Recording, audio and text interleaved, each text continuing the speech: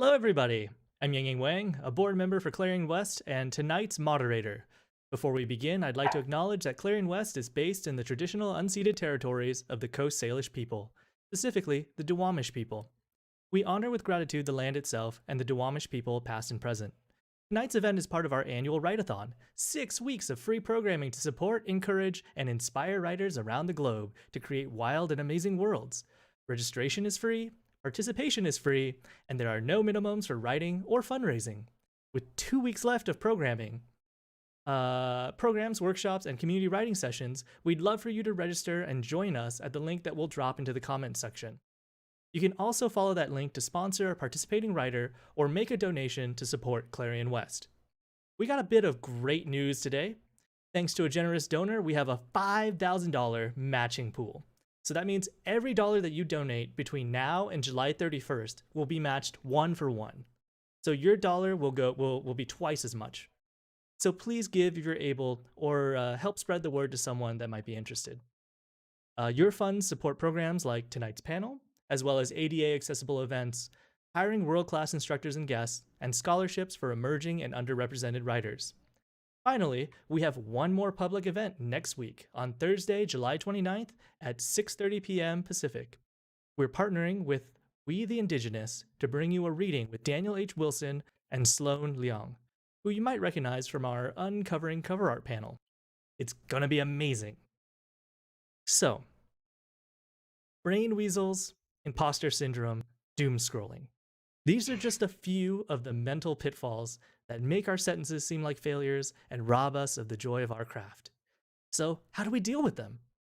Tonight, we'll speak with 3 writers who are also a chaplain, an ICU nurse, and a doctor of psychiatry, and hear their insight into the topic.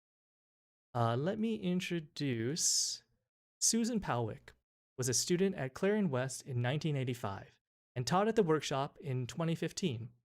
She has published 4 novels with Tor Books, Flying in Place, The Necessary Beggar, Shelter, and Mending the Moon. Her story collection, The Fate of Mice, appeared in 2007 from Tachyon Publications. Her second collection, All Worlds Are Real, was published in 2019 by Fairwood Press. Susan's fiction has been honored with a Crawford Award from the International Association for Fantastic in the Arts, an Alex Award from the American Library Association, and a Silver Pen Award from the Nevada Writers Hall of Fame. Nice. And has also been shortlisted for the World Fantasy Award, the Mythopoeic Award. You might have to help me with that pronunciation, Susan. Oh, thank you. And the Philip K. Dick Award. After spending 20 years as an English professor at the University of Nevada, Reno, where she specialized in creative writing, medical narrative, and trauma narrative, Susan retired in 2017 to obtain her Master of Social Work degree, also from the University of Nevada, Reno. Now she lives in Reno with her husband, their 3 cats, and a large collection of books, looms, and spinning wheels. So Susan, tell us, what is something that you're really proud of making on those looms or spinning wheels? Aha, so glad you asked. I have a pile of stuff here next to me. Oh, really? Okay, you're ready. Scarves upon scarves. So this is something I just finished. This is an 8-shaft woven scarf. That's beautiful. Clearly you can see the pattern. One more thing, and then I could do this all day. We'll have to make another panel just for that. I'll be talking about weaving and spinning later. They're part actually of my writing practice. So that's nice. That's a little scarf. Oh, that's right. So fun. So thank you. Thank you. Justin C. Key. Justin is a speculative fiction writer, psychiatrist, and a graduate of Clarion West 2015. His short stories have appeared in the Magazine of Fantasy and Science Fiction, Strange Horizons, Tor.com, Escape Pod, and Interstellar Flight magazine. He is currently working on a near-future novel inspired by his medical training. His horror novella, Spider King, is available now from Realm. When Justin isn't writing, working in the hospital, or exploring Los Angeles with his wife, he's chasing after his 2 young and energetic sons and marveling over his newborn daughter. Congratulations. He once wrote a 60K word novel in 3 days. Jeez. And wouldn't recommend it, though he'd probably do it again. Okay, Justin, I have one question for you. How much coffee did that take? A lot. I can't remember because I was 22 at the time, and I kind of feel like you have the ability, more of an ability to do that, definitely more than I do now, to stay up for a prolonged amount of time. I feel like if I were to do something like that again, it was a 3-day novel contest that I think that's based out of Canada. I think if I would do something again, I would probably just budget in ample sleep time, because I tried to actually just go straight through thinking like, okay, I'll stay up for 72 hours. Then it ended up being towards the end of it, taking like a nap, like every 30 minutes, waking up to write, taking a nap every 30 minutes. And I do realize the irony of listing that as something that I did. I had to come up with something on a panel about writing and wellness. So it was something that I feel like I wouldn't recommend anyone do. But I feel like against my better judgment, if I had the opportunity to do it again, with no other responsibilities, I might. So like tip number 1 is to do that if you're young, I guess. Tip number 1 is don't do that. Tip number 2 is if you must do it, schedule in sleep time. And then tip number 3 is listen to number 1. So. Nice. All right, thank you, Justin. Cassie. So Cassie Alexander is a registered nurse and author. Her most recent book is Dragon Called, co-written with Kara Lockhart, and they also write together as Cassie Lockhart. Prior to that, she wrote the 5-book Eddie Spence Urban Fantasy series. Is that how you pronounce it, Eddie Spence? It's Edie. Edie Spence. Edie Spence Urban Fantasy series, out now through St. Martin's Press, and the Dark Ink Tattoo series, a sultry urban fantasy about vampires in Vegas. She's also the author of Year of the Nurse, a COVID-19 pandemic memoir comprised of original essays and her chronological journals, tweets, and emails as she attempted to save lives and herself.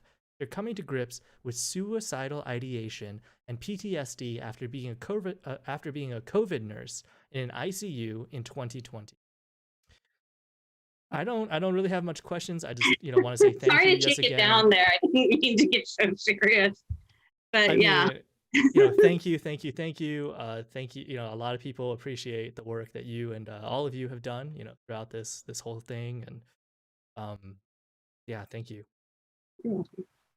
So before we get into the agenda, I'd like to read a quick disclaimer. So while we are going to be talking about best practices for mental health, these will be generally applicable and not specific to you, our dear viewer. If you're having grave concerns about the mental health of you or someone you care about, please seek a dedicated help center. The National Institute of Mental Health has a great list of resources, which can be found at www.mih.nih.gov. So, to get into tonight's agenda, let's first talk about establishing a healthy writing routine. Do any of you want to go first about this? I will. And I actually talk about this in my essay in this little book, Pocket Workshop, Essays on Living as a Writer, edited by Todd McCoy and M. Hugh Evans. So this is another Clarion West publication. What I've found, and it's different for everybody, right? Some people do the I'm going to write 60,000 words in 3 days thing and can actually make it work. I could never do that. But early on in my career, I tried. Like I've never been prolific.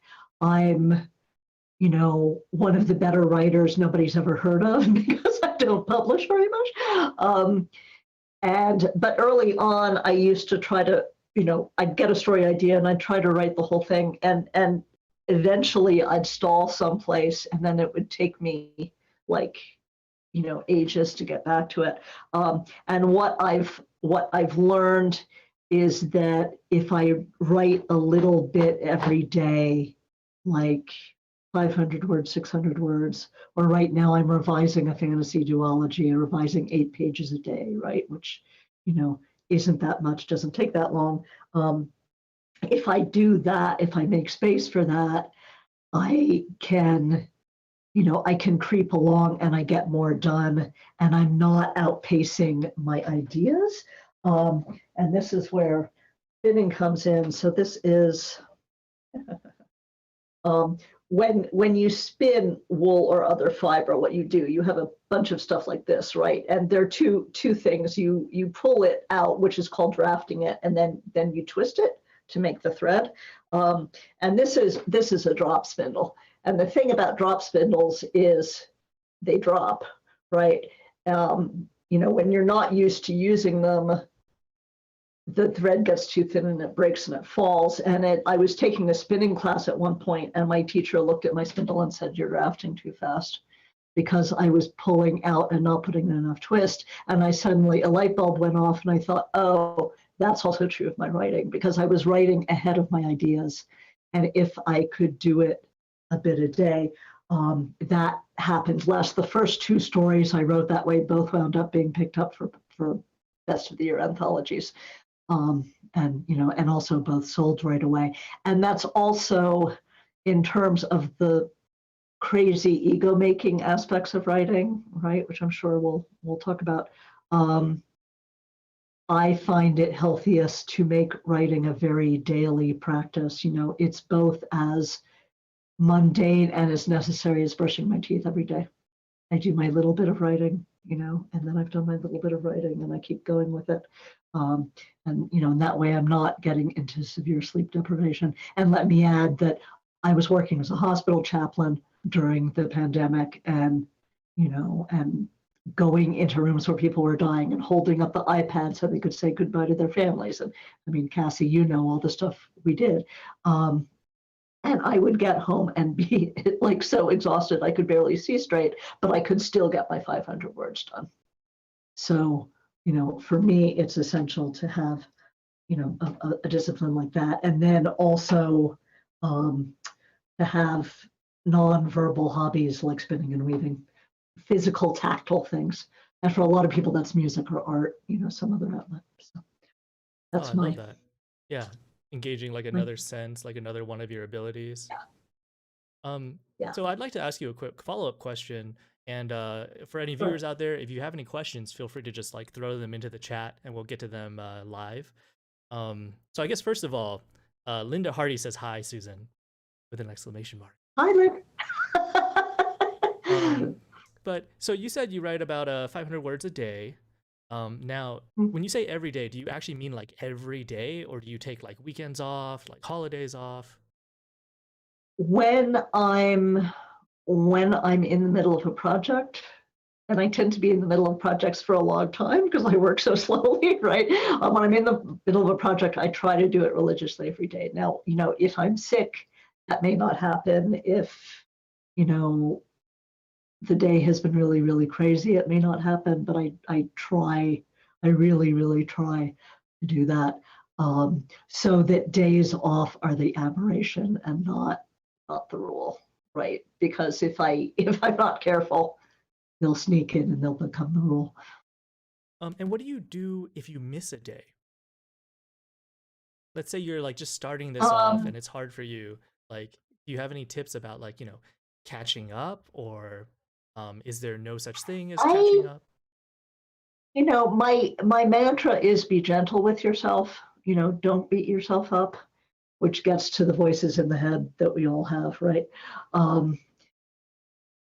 So generally, I'll just do that days again, or maybe I'll do a little more that day, a little more the next day, a little more the next day until I'm caught up, and then I'll, but I try to be kind to myself.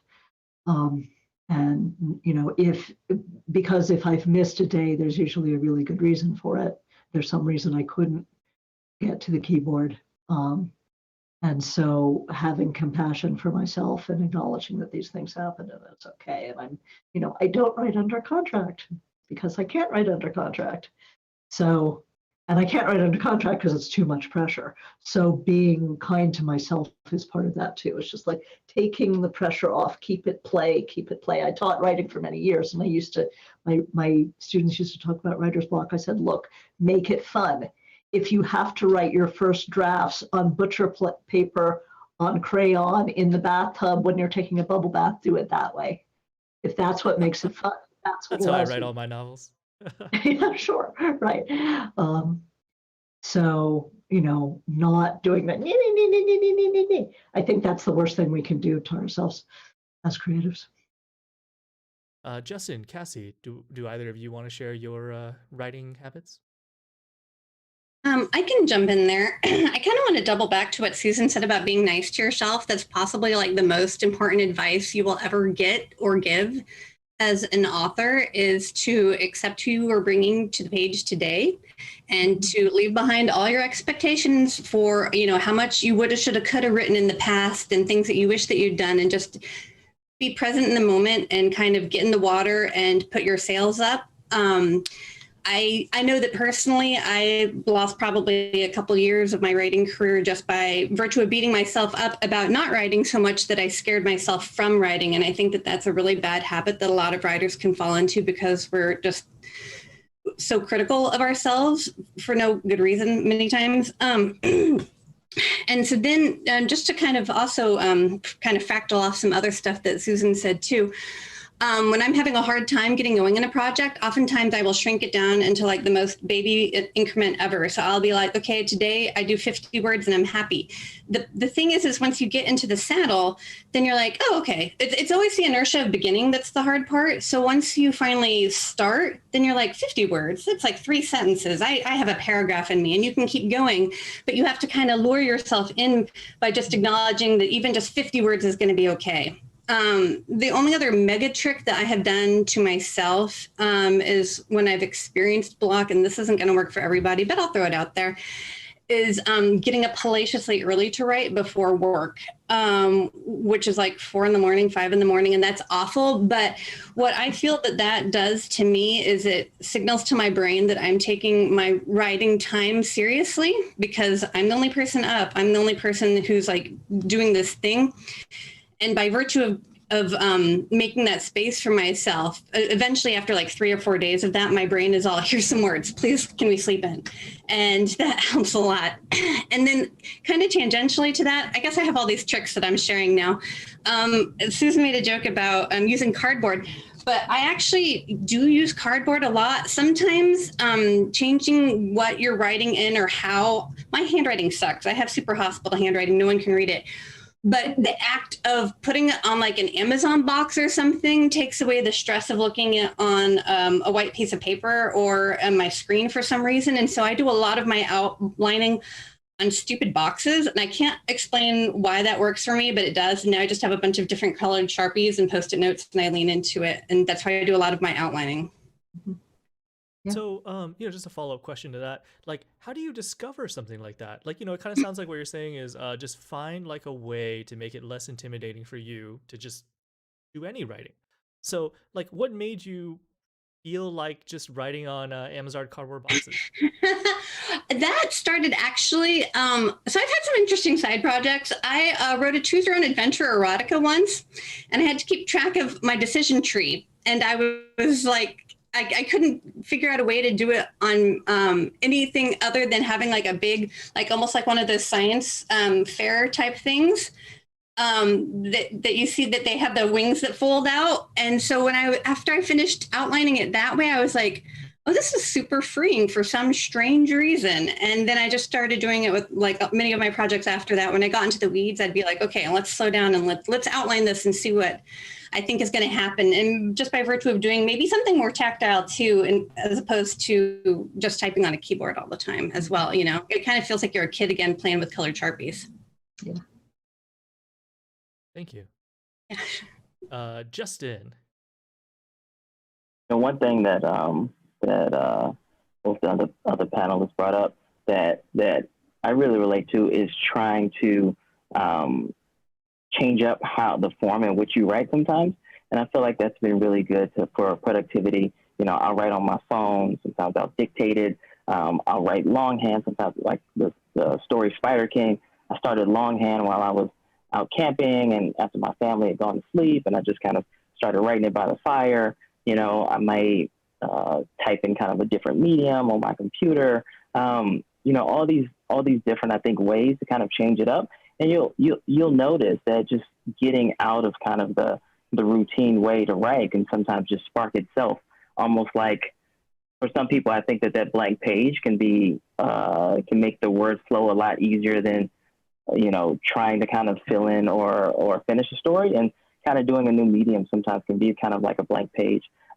For me, my writing is kind of taken, I think, quite a journey over the past 15 years. I started writing when I was halfway through college, and I picked up Stephen King's On Writing. And for better or for worse, a lot of the things that he suggested kind of became like canon in my head. And one of them is, a good thing was that the first million words of practice.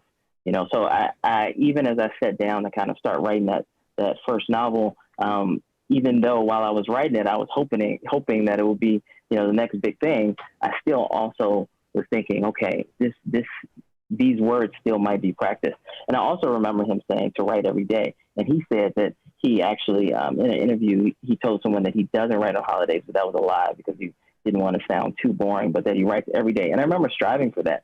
And I think that it was important starting off for me to have that investment, because then as life got busier for me and more chaotic, I went through medical school starting in 2013.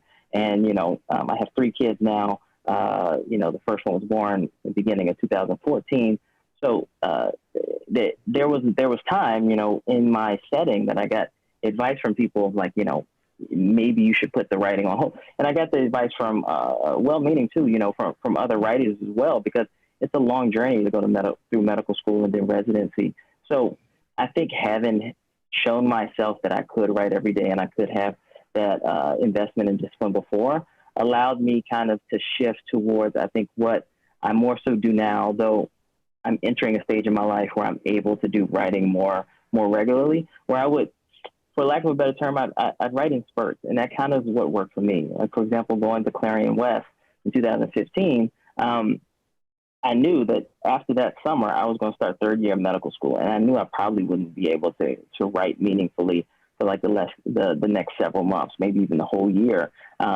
So, I really focused while I was at Clarion West, and then was able to do writing adjacent things, like manage those stories. And 5 out of 6 of those stories that I wrote at Clarion West have been published, and I was able to kind of show myself that, okay, this is maybe a little bit unorthodox for me, but I know that I have different aspects of my life, being a father, being a physician, and being a writer. And sometimes there may be seasons. So, I'm able to take times where I'm kind of like my free time, I'm more prioritizing to the writing, and then knowing that maybe there's going to be a period after that where I'm doing more of the managing things, where I'm maybe doing light editing, where I'm not able to write as much. And I think another thing that I've learned, I think especially in 2019, was, I just spent a long time at the beginning of residency, hard with internship, in the hospital for long hours, and I was concurrently trying to kind of finish a novel. And I remember really being burnt out from writing. And I actually remember in the beginning of 2019, after I finished that, every time I would sit down to write, I immediately would get like very exhausted.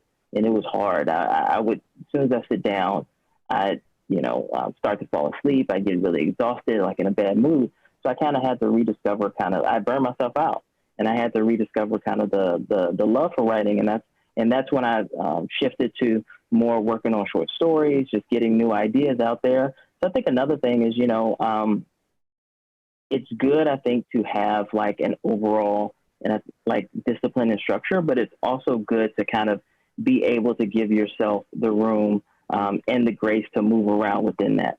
And that means, if you're writing a certain story, your mind starts thinking about something, another story, maybe you spend a little time and kind of like refresh yourself with that new story and come back to that other one later, instead of thinking like, that's a distraction, I can't do that. I think that sometimes the more like it is starting out to be really good in terms of learning the craft, to be kind of more disciplined and to show yourself that you can do those things. But if you fall short of that, also remember that there's different journeys And the main thing I think is kind of discovering what it is that works for you.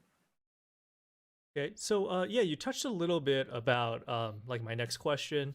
So you talked a little bit about like essentially like time disruption, and you talked about like lifestyle disruption. What I'd also like to ask about is like mood. I'm just gonna call it like mood disruption. Like there are just some days you sit down, you begin writing, and you just hate everything that you put down on the page. So, what are some of the things that you do? And this is open to anybody. What are some things that you do to get yourself back into like a good mental space to just write again without having that feeling of criticism, of self-loathing, etc. I only write things that I super enjoy. And so that kind of keeps me looking forward to it, which is such a cheater answer. I know as I say it, it is, and I acknowledge that fully. In my genre career, I write paranormal romance. And so I very purposefully try to set up the books that I and my co-author work with when we figure out what's going to go on. And I just give myself as many high points to look forward to writing as I can. And then my job is basically kind of to daisy chain in between those beads with as much as I can, as interesting and thematically appropriate moments as I can to get to there. So I really hope I'm not cursing myself, but it's been a long time since I haven't enjoyed what I was writing, because I always know, oh my gosh, like 30 pages from now, there's going to be a kiss, and I cannot wait for my people to read it. And that really kept me afloat this past year. I did a ton of writing this past year during the pandemic because I really needed to be in my happy place, and writing provided that for me. It hasn't always been like unicorns and puppies, but now that I'm in unicorn and puppy land, I definitely want to keep the unicorns and puppies rolling. So I like Justin's approach of switching to something else. And a lot of my stories that have been published, I started years ago, finished them, something wasn't right, didn't like them, went back to them. It's a hopscotch process. So I've had stories published that I drafted like 20 years earlier. And one of the rules of being a writer is never throw anything out. And so sometimes if I'm sick of something, I'll go through the old files. Okay, what here sparks my interest? What here is fun again? Because if you leave something for a couple of years and go back to it, it's like, ooh, I wrote that. That's pretty good. Okay, we can, when you're working on it, you only see the flaws.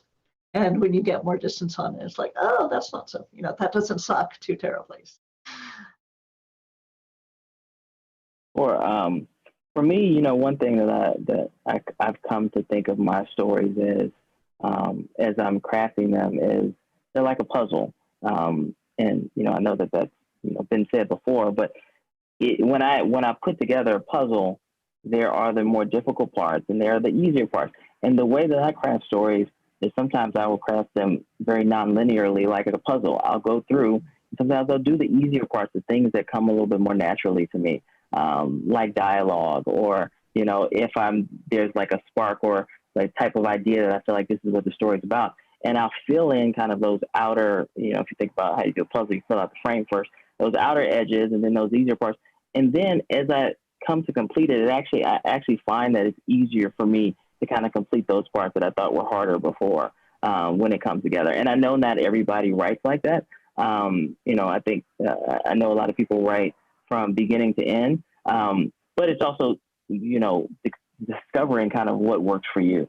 And I think a good thing if you're listening to this webinar, you're probably, either have or interested in taking classes, learning about the craft, et cetera, et cetera. And I think that in those settings, it's very important to take all the things that you hear and try them and try to put them into practice. And then you can see what resonates with you. And as you do it more and more, you can kind of, naturally come to your own process. So that's something that really, I think, kind of helps me to kind of, to get around some of the rough parts in writing. And, I know this is harder, I think, to implement now that, I'm writing more and more kind of on deadlines now, which is actually for me, and maybe it's kind of going through med school and things like that, it helps me some. Like sometimes when I'm on deadline, I can be the most productive ever. But outside of that, I think that what I learned kind of in 2019 was, okay, I know I love writing. I know right now it's making me exhausted. It's a bad space for me. I took a little bit of a break, and it wasn't like a full on walk away from the pen break, but it was a break from what I thought at the time was the bigger goal, the novel. And, and I focused on other things. I focused on trying to actually, begin the New Year's Eve, 2018, going into 2019, I finished the draft of my novel. And then like New Year's Day, 2019, I had like, I was going to get back into fitness, trying to kind of regain a little bit of something else that, that I was passionate about. And then through that, I was able to kind of come back to writing kind of in a fresh way. So, if you're finding that you're in a place where it's becoming more of kind of a burden, and even trying to switch it up and trying to kind of write something that's more exciting to you, maybe trying to take a little bit of a break, and I'm not saying quit. I'm not saying walk away from the pen, but just a little bit of a space, not make it like your priority, kind of like your end all be all, so that then when you sit down to write from day to day, it's because of that just innate desire.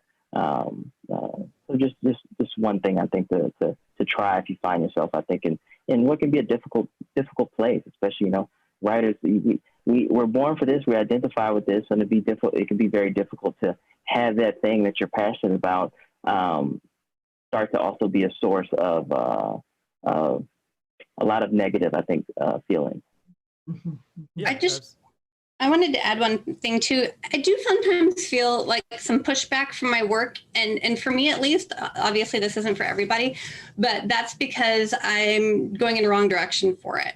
And so I have somehow tripped up, and there's no great part of your muse or your hindbrain that coughs up and then you're like, hey, you've lost the theme, or this is not, romantic anymore, or what does this have to do with the plot? And so when I start to feel that bulky, like a horse balking from something, coming to the page, sometimes I have to sit there and I analyze, is it a me thing, or is it the story telling me that I'm structuring it wrong and I need to pull out, ditch the scene, or use a different character's POV, or up the emotional stakes, something like that. So. Right. Awesome. This sort of deals with, there's two directions for my next question, but I guess the first part that I want to deal with is communities and support networks. You sort of talked about a lot of strategies that you can implement by yourself, but are each of you fully self-sufficient, or is there some sort of support network that you've established for yourself, and what is it? I don't think anyone's fully self-sufficient. That's the great American myth, and it's a very dangerous one. And I think it plays into a lot of behavioral health issues and mental illness and mental discomfort. That said, my support network is very small. I quickly discovered I loved Clarion, and after Clarion, I'm like, if I get 20 responses to a story, I'll lose my mind because I'm trying to implement all of them. So I have a few trusted beta readers, primarily my husband. My husband reads everything I do. He's very honest. If he says a story doesn't work, it doesn't work. And if he says it's good, I believe him, even if I think it's on scum. So, and that's invaluable, having one person you really trust. And then there are a few people I will go to. Otherwise, if I were in a larger city, I might try to find a writers group, and I'm not, so I haven't. But you have to have somebody as a sounding board, I think. If for no other reason than, publishing is such an incredibly lonely making career, and writing is such a solitary job. Yeah, you definitely, I don't want to say mandate that you have to have writing friends, because that's unfair to people who don't currently have a group of writing friends, but it really does help. It's really lovely when you and all your writing friends kind of come into the scene at the same time, so that as people kind of level up, then you things that have happened to them appear like they're in reach for you, and kind of like a rising tide lifts all boats situation. It's nice to have friends who can understand the business aspects and the emotional aspects. For me, my husband loves me and supports me 100%, but he doesn't really read what I write. And I'm totally fine with that, because I know that he absolutely has my back, and he loves that I'm a writer and supports me utterly. But you know, not all friendships not all friendships that feed your writing have to be from other writers, I think is what I'm getting at. And so, you know, I have plenty of my friends who support me in my career and will buy whatever book I put out, and they're not a writer. They just know that they like me. And it really helps for me to have people who aren't writers who enjoy my work and want me to succeed, as well as just having writers.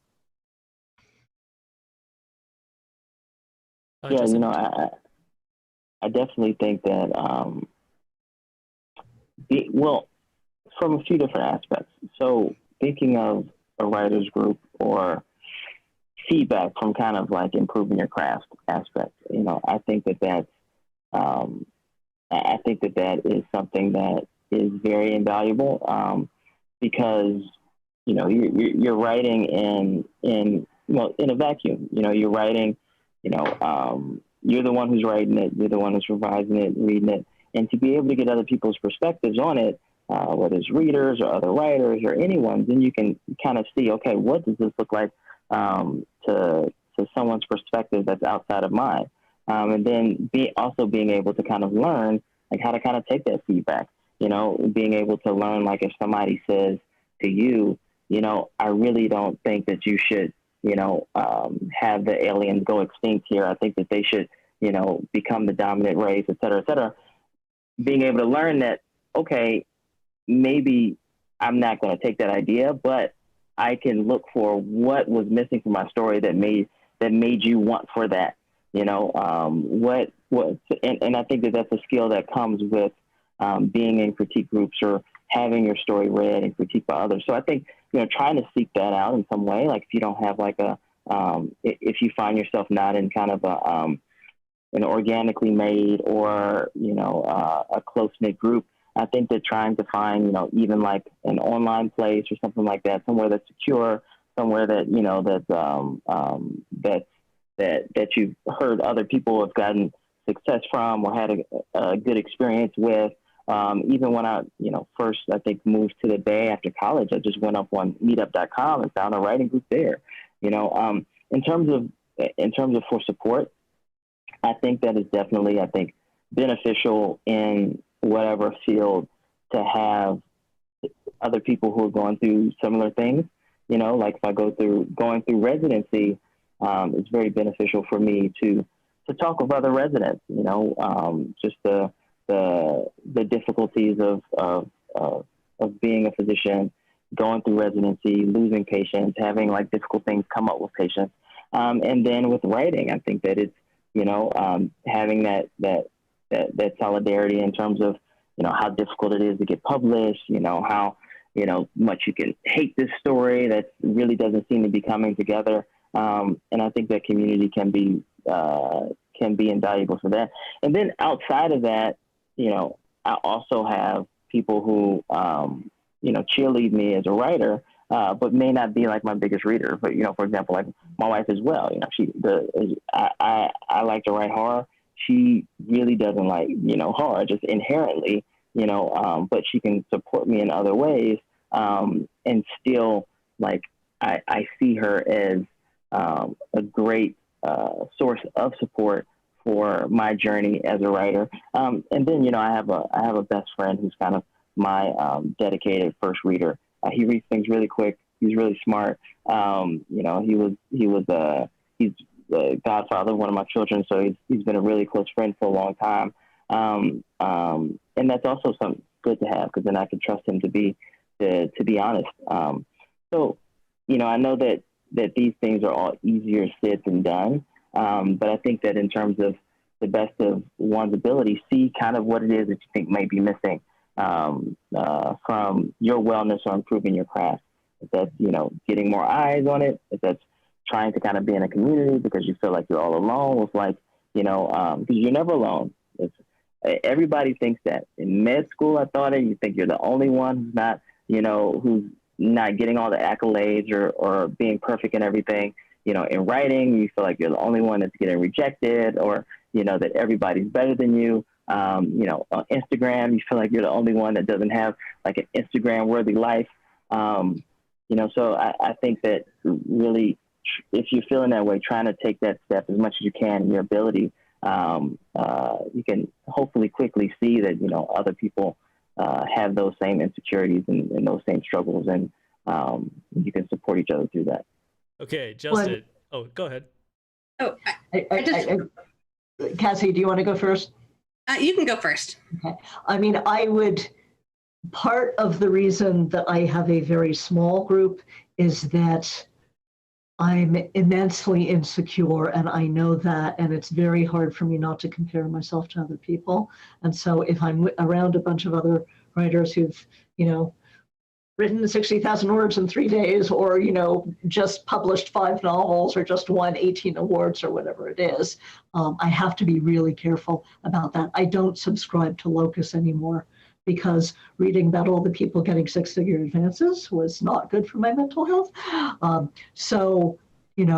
I mean, people have tried to get me to be less this way, and I'm a little better than I was, but it's how I am. And we have to know ourselves, and we have to know what triggers us and what's healthy for us and what isn't. That's important. That's like super self-aware and amazing advice, Susan. I just kind of wanted to tack on to almost both of those things is so often once you start in your career, I feel like we want certain authority figures in our life to enjoy that we're writers, and that doesn't happen. And so I've talked to a lot of newer writers. I actually am the admin for Codex, which is a semi-pro to pro writing forum online. And one of the things I see there that people are disappointed is because their husband doesn't like their writing, or their mom doesn't like their writing, or their aunt doesn't like their writing. And to that I say, why are you showing your writing to them anyways? As long as they support you as a writer, that's great. If they don't support your hopes and dreams, kick them out. Like, get that divorce now, because there's nothing more soul crushing than having somebody tell you that you can't accomplish this thing that you desire, especially when it's within your grasp. So that's my final thought on that. Thank you. That's good. So to go back in time just a little bit, Justin said something about Instagram, which kind of transitions to my next question really well. And then I have a viewer question for us. But let's talk about social media. Like, as writers, maybe just people in general, like a moth to a flame. We cannot help but like hop onto social media and like engage with it. So what are some of the ways that you deal with those feelings of essentially like doom scrolling? And not to invalidate any answers, but I don't want to hear don't do it. What are some other things that you could do? Because we all know that we shouldn't do it, but sometimes it's just it's just on your phone and you just want to touch it, and you just read a headline. Google just tells you one headline, and then you're suddenly rolling down 10 of them on Twitter, TikTok, Instagram, like whatever it is. So anybody want to tackle that one first? I'm a Facebook junkie. A few years ago, as part of my social work degree, I took an addiction course, and we had to do this 10-week experiential thing where we gave up something we were addicted to, and I gave up Facebook. It was very, very hard. And then I went back to Facebook, and that's where a lot of my community is, because there aren't a lot of science fiction people in Reno, so I've got family and friends and whatnot. And the doom scrolling thing. Every morning I look quickly at the news, and I'm really horrified by all the climate change stuff, right? I mean, I have all kinds of existential dread around that, and I have to be very, very careful with my intake. So there are a few sites that actually specialize in good news. I try to go there too. So it's the whole keep it balanced thing. And I would also say about virtual life in general, and of course the pandemic threw a wrench into this, but one of the pieces of advice that I gave to a lot of my writing students in undergraduate workshops. They were writing all these really, really, really depressing stories. And I'd ask them, why is this? And partly it was because if you don't know what to do, it's easy to kill your characters, right? Suddenly the sun went nova and they all died. The story is over, yay. But a lot of it was some of them had been told or had sort of internalized, oh, if there's a happy ending, it's a children's story. And therefore, if you write happy endings, you're being childish.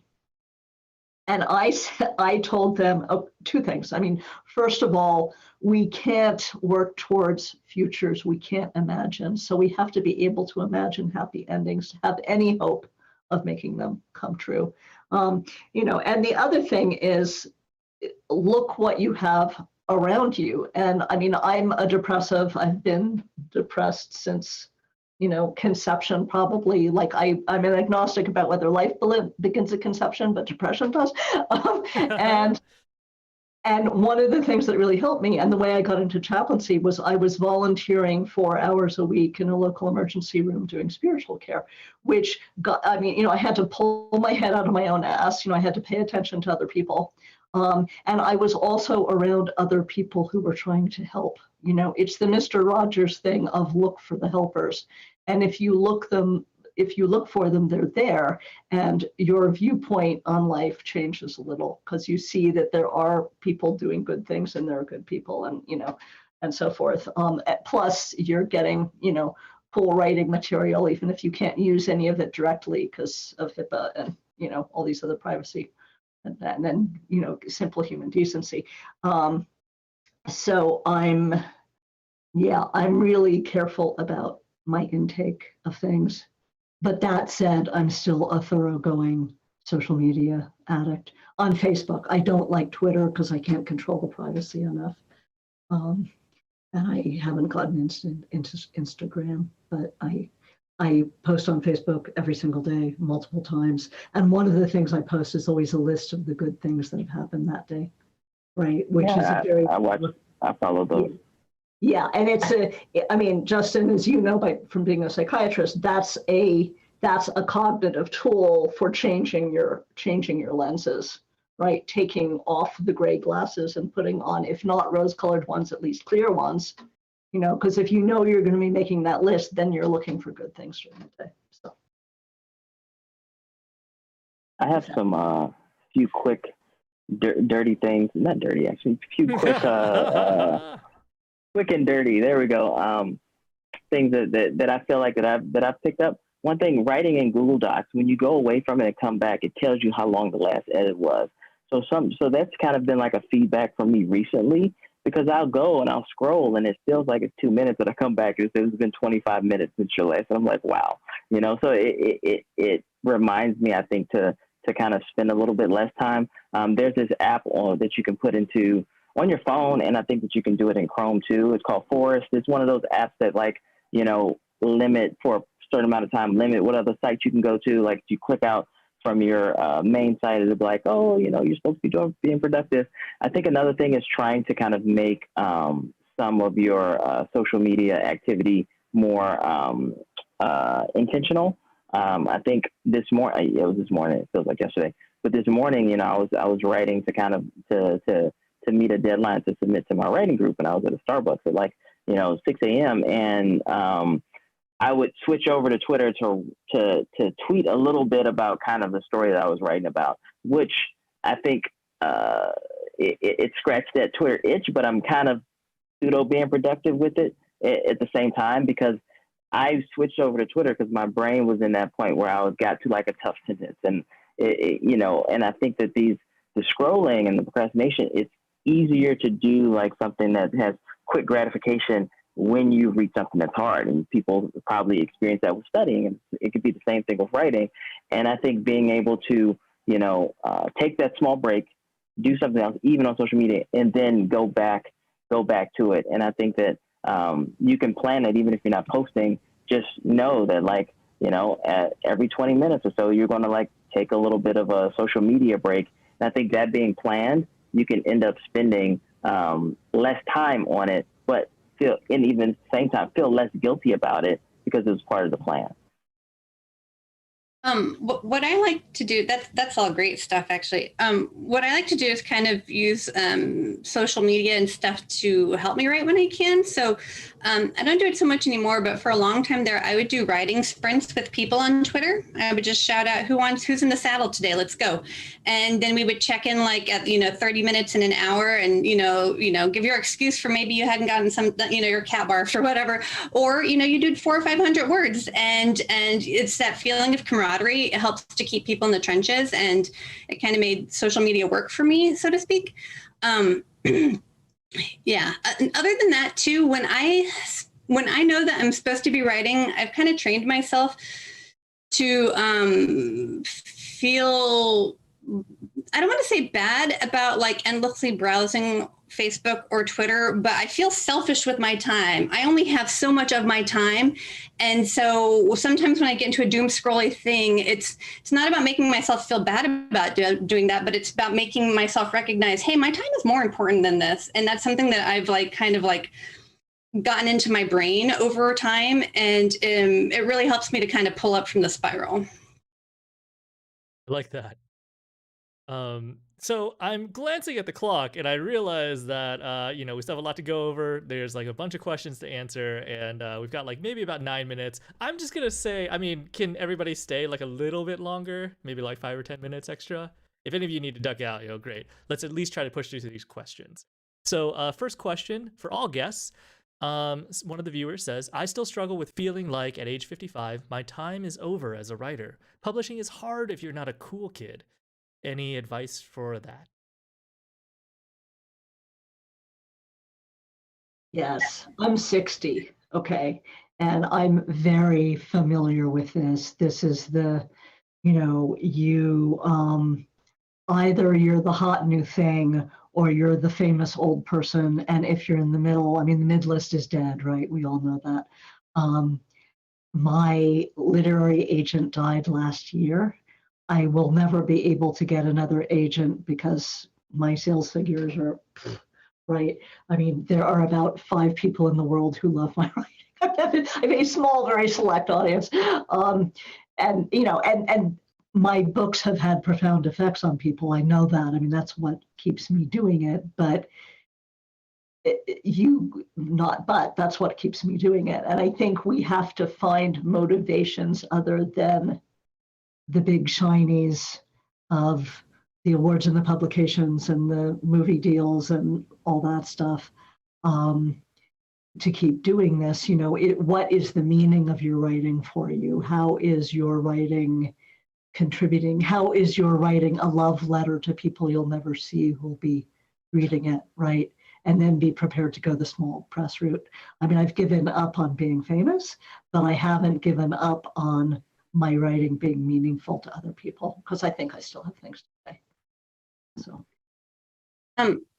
you can only control what you can control at any age, unfortunately. Like if thoughts and prayers could get any of us published, a lot more of us would be published than currently are. So the only true thing you have control over is your relationship to the page, and your hopeful joy that you find in writing, and the internal reason that you write. I burned like a flame for so long. I would have thrown my ex-husband, not my current husband, but my ex-husband under a bus to get published. And then I wound up getting traditionally published. And I was like, I cannot believe that is who I used to be. And I know it's easy for me to say, like, kind of on this side of the divide, it sounds like one of those, like, the gold makes the chocolate taste terrible statements. But it's true, because, you only get to live once for however many years any of us get on this earth. Nobody knows how long we're going to have. And so all we can really be in control of is, are we writing, and are we enjoying the writing that we're doing? Nobody here can control getting published at all. Nobody anywhere, almost, unless you're like Stephen King, So I just try to keep that in mind, and it keeps me humble and it keeps me focused. I also like to have like daydreams about exciting, like, like what if I do get big, but that doesn't service me in the moment or bring me to the page, because I can't say, I'm going to write like Stephen King, because that's not who I am. So. All right. Justin, do you have anything to add, or Should we go to the next question? I thought those were great answers. And yeah, Awesome. Nothing to answer those. Okay, so this question is for Susan, but I think that I'd like to open it up to everybody. Please recommend some sites for good news. You know, my phone is charging in another room, and that's where but if you Google, you know, like good news sites, there are a couple of them. One is the Good News Network, I believe it's called. So if you Google that, you should be able to find it. There's another one that was recommended to me more recently, and I've been getting their emails, and they like go into a folder I don't look at very often. So I've got to change that. But also, and this was part of the social media question, right? You know, on Facebook, there are always lots of cute kittens. So I subscribe to the groups that make me happy. You know, there's a group, you know, called Episcopal Cats with Problems, and there are all these cute cats. There's a woman called Kitten Lady who adopts all these kittens, so there are adorable kittens all the time. You know, stuff like that. That's the Far Side. There's a Far Side group. You can subscribe to that and get cartoons in your feed, right? So, you know, you don't have to subscribe only to the world is ending and we're all going to die groups, right? Because we all already know that. So, yeah. Anybody else? I'll just kind of ditto Susan there real fast. I am an avid gardener, and succulent Instagram is amazing. Everybody there is super positive, and they have pretty pictures of all their plants, and you can like, it's very calming to see things that other people have grown. So, yeah. I just put in another plug for a Facebook group, and I apologize in advance if anybody doesn't like arachnids. But when I was researching for my novella Spider King, I joined this Facebook group about people who keep jumping spiders as pets. And they had some of the cutest content ever on there. You know, these people, they're very passionate about their spiders. It'll be posted about, like, I found this little spider, you know, it seems dehydrated. How do I help him? You know, how do I to nurture it back to life? So that's to say, I think that, you know, you can find a lot of, I think, positive content out there. It's just kind of where you may, you have to look for it, you know, because, like, as we know, like with the news cycles, it's the gloom and doom that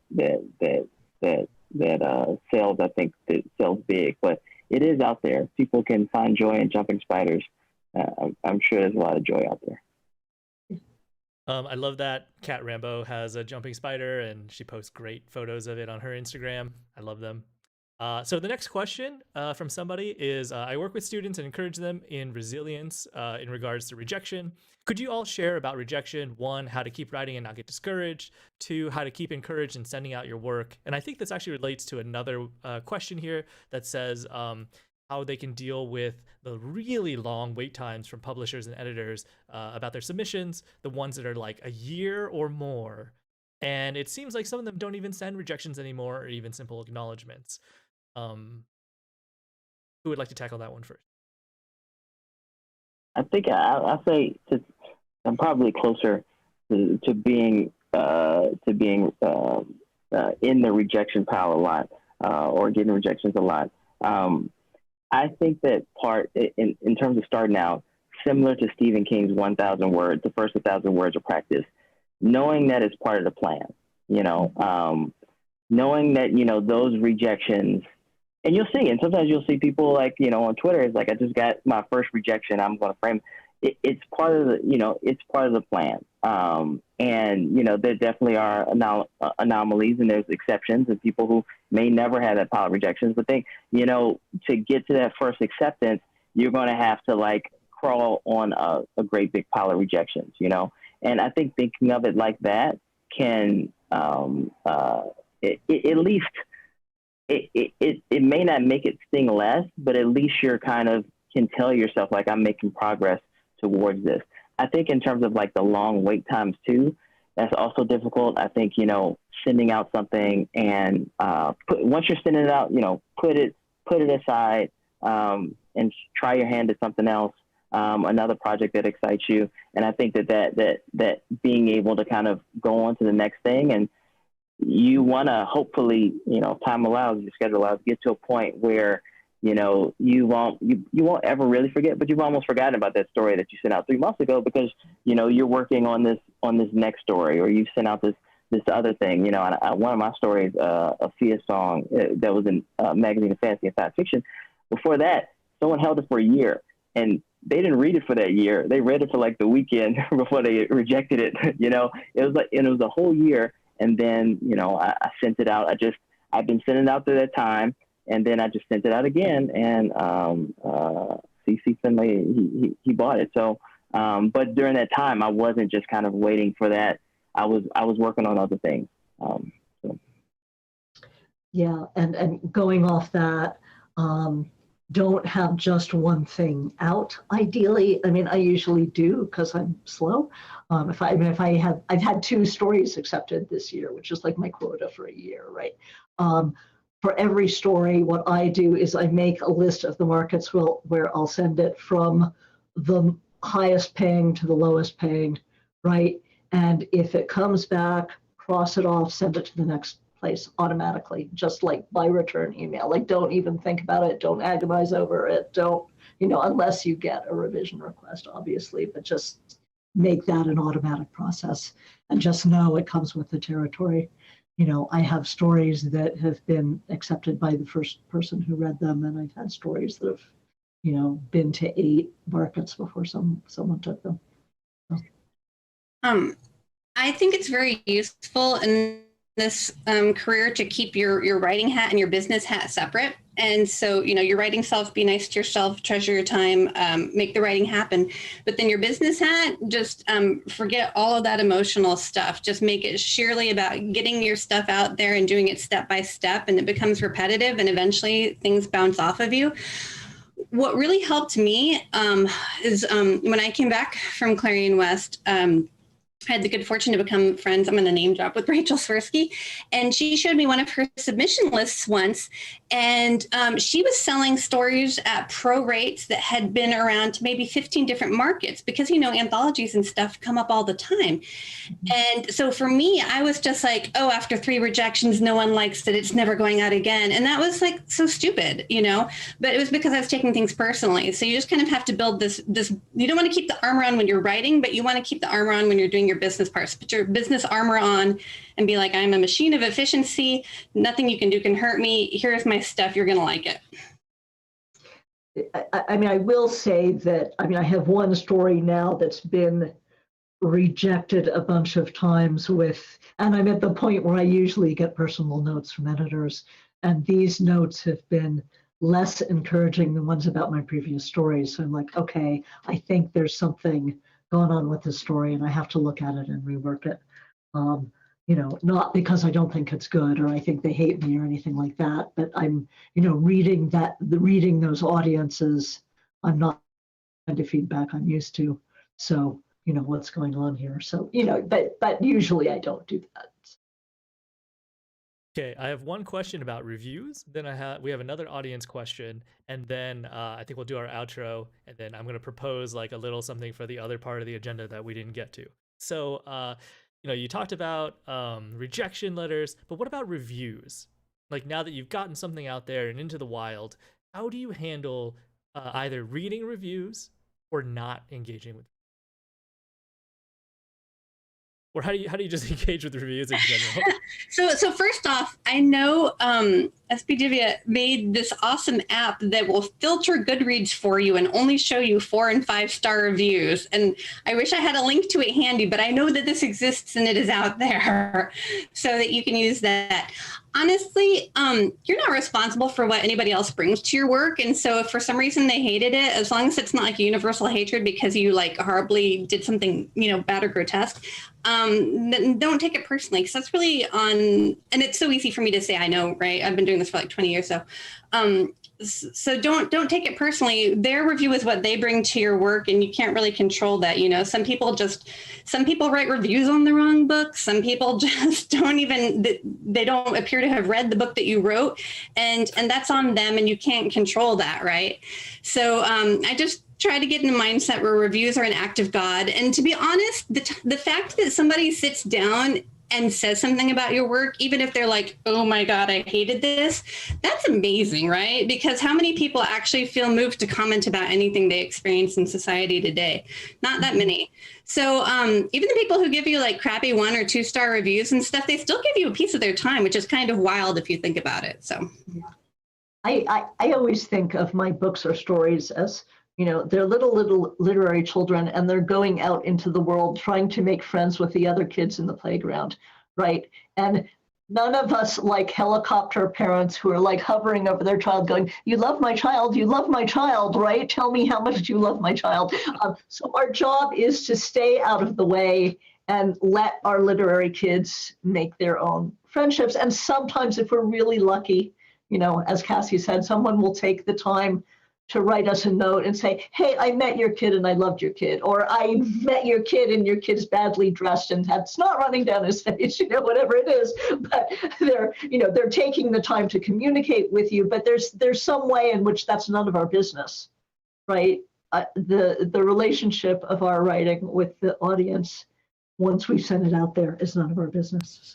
And sometimes real fast, they're doing you favors, right? Because I love to read 1-star reviews on like romance novels and stuff. And I'm like, oh, this is dirty, you say, the audience is helping you self-identify your work for future readers. So yeah, that's okay when people have strong feelings. Mm-hmm. Excellent. Justin, anything to add?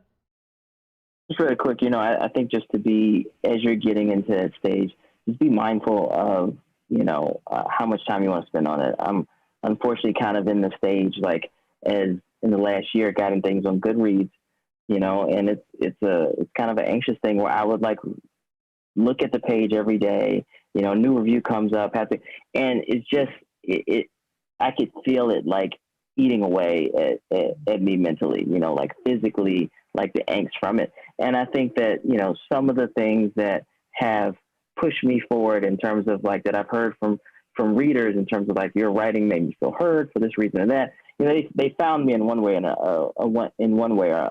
the other.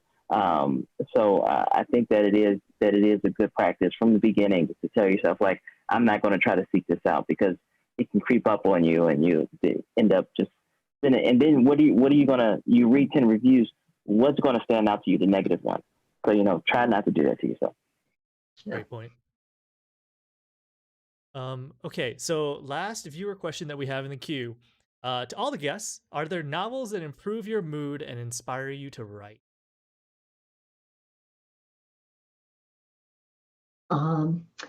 Anything by John Crowley, James Blaylock's The Last Coin.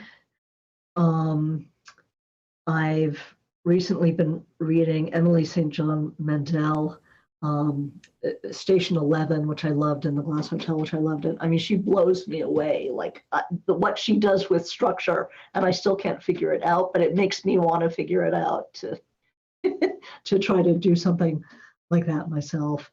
So yeah, and then old favorites. I mean, I'm a Tolkien geek, so dipping into the Lord of the Rings is always, that's comfort reading for me. And I think the books we loved when we were young that made us want to be writers. I think all of us have a list of, here are the books that I read them and they're like, I want to do that. I want to learn how to do that. I want to do for someone else what this book just did for me. So revisiting those can be helpful. Yeah, I agree with that. I think that for me, it isn't. I don't. It's funny. I haven't put mood towards it, but books that make me feel anything, and then as a writer on my other side of it, I'm like, I want to do that. I want to do that too. Even if something like scares the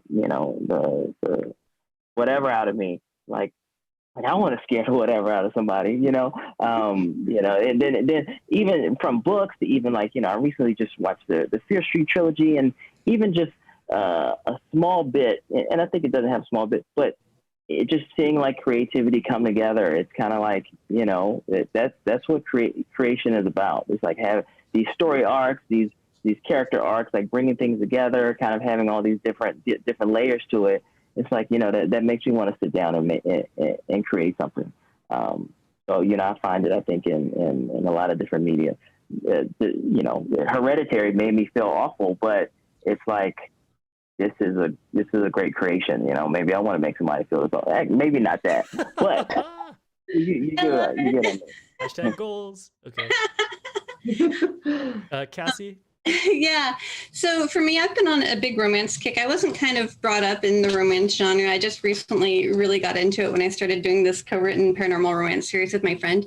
And L.J. Shen and Sierra Simone novels got me through this past year as a nurse at the pandemic. And Justin mentioned on writing earlier, and one of the things that Stephen King says, and that always stuck with me, was that, as a writer, you're kind of like milk in the fridge, and that you will take on the aura or the scent of things that you are kind of in the fridge with. So make sure that you're adding in like compatible stuff. For me, I take that very personally because I pick up voices. So I like weird stuff like House of Leaves, but that's not what I'm writing. And so I kind of have to not read that while I'm working on these books, but reading something that is comparable, even though the authors that I named are contemporary romance authors, I want to write like them, only with also dragon shifters. So we're really simpatico, and that kind of helps give me energy to write. Awesome. Okay, so that's the end of our viewer questions. Because I am a baby moderator, I think I highly underestimated how much time my agenda would take. But the two topics that we did not get to today are writing about trauma that you are familiar with, and then writing about trauma that you aren't familiar with. Now, I think these are very important topics to cover. So what I'm going to suggest is that perhaps I will put these questions out to you in email, and then you can reply back in writing, and then maybe we could turn it into like a blog post of some sort. How does that sound? That's Okay, great. So you just have to give me a deadline, and then I'll be able to do it. Yeah, that's right. You a deadline, Susan. No deadline. A deadline and a word limit. So for the outro, like, where can people find you? What are you up to now? What are you excited for? I'll launch off. So my book, Year of the Nurse, just came out today, and it is all about the trauma of having been a COVID ICU nurse last year. And people are telling me it makes them really angry in a good way, and it makes them cry also in a good way. So if you want to feel viscerally what it was like to be at the bedside, Cassandra Alexander, Year of the Nurse, on all platforms now, not just Amazon.